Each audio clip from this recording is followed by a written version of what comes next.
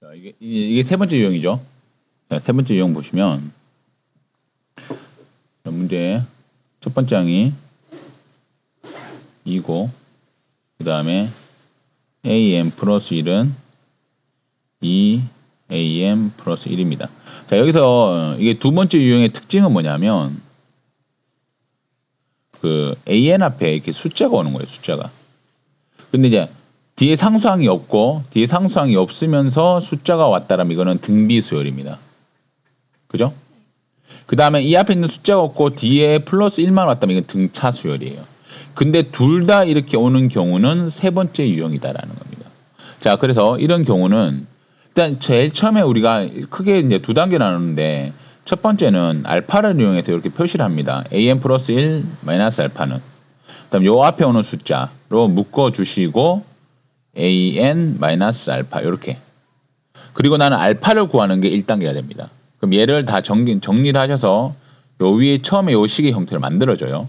그러면 am 플러스 1은 그럼 알파는 넘어가고 얘는 분배 법칙을 해주면 2an 마이너스 2 알파 더하기 알파가 돼요. 그러면 이제 주어져 있는 식들을 보면 자 여기 am 플러스 1, am 플러스 1 똑같이 있고 2an, 2an 있어요. 그럼 뒤에 오는 얘네가 뭐가 오면 된다? 1이 되면 된다. 그지? 그럼 얘가 1이 되기 위한 알파는 마이너스 1이죠. 맞나요? 그래서 알파는 마이너스 1이구나 찾는 게 1단계가 완성된 겁니다. 1단계. 그럼 1단계가 완성되고 여기다 알파를 넣어주시면 am 플러스 1 마이너스 1 넣어주시면 플러스 1은 2 an 플러스 1 이렇게 됩니다. 그럼 이제 2단계에서 뭐 하느냐면 치환을 하게 돼요. 치환. 그래서 bn을 요 가로 안에 있는 요 놈의 모양을 만들어줘요. am 플러스 1을 우리는 bn이라 하자. 그러면 여기 있는 am 플러스 1 더하기 1은 bm 플러스 1이라 도 되잖아요. 왜냐면 이제 얘가 b 네모는 a 네모 플러스 1이라는 얘기니까 요 네모 자리에 m 플러스 1을 넣어주면 요 놈이 된다 이거죠. b 네모는 a 네모 플러스 1 뭐 이렇게 되니까 됐나요? 자, 그러면 치환을 해서 써주면 얘를 다시 써주면 그러면 b m 플러스 1은 2 bn 해서 이 bn이라는 수열이 무슨 수열이 된다? 등비 수열이 되는 겁니다. 그러면 여기서 우리가 등비 수열 일반항 공식을 이용해서 bn은 b1 곱하기 자 2를 곱했죠. 공비가 2니까 2에 n-1승 하시고 b1을 구하려면 b1은 여기다가 역시 1을 넣어주면 되겠네. 그러면 b1은 a1 플러스 1 a1이 아까 얼마라고 했습니까? 2라고 했죠. 그럼 b1은 3이네요. 3 그럼 이제 bn이 완성되네. bn은 3 곱하기 2에 n-1승 이렇게 됩니다.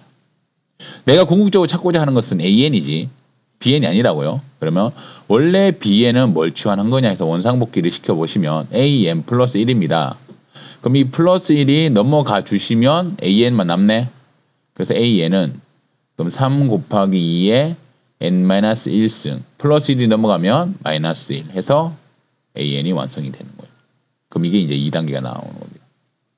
그래서 이제 우리가 이제 정리를 하시기로 첫 번째 알파를 구하는 데까지 하셔야지 1단계가 완성이 됩니다. 그래서 항상 이거는 토를 하시면 안 돼요.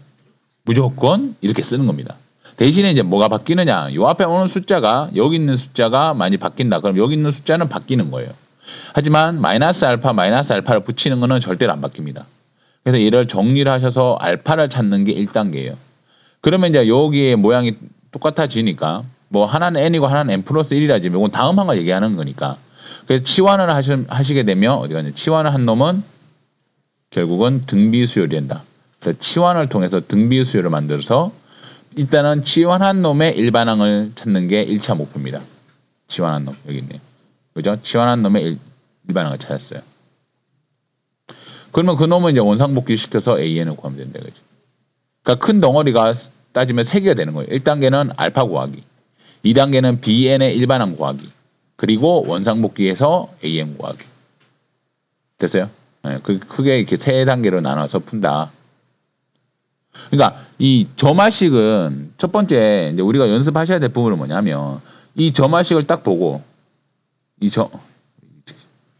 점화식을 딱 보고 이건 무슨 어떤 형태로 계산이 이루어지는 놈이네가 내 머릿속에 떠올라야지 점화식 문제를 풀 수 있는 거예요. 물론 학교 시험에서 어려운 문제가 나온다라면 우리가 정리한 이 5가지 유형에서 벗어나는 다른 놈들이 나올 거예요. 그런 놈들 전부 다 1 넣고 2 넣고 3 넣고 해서 추론을 하는 거지.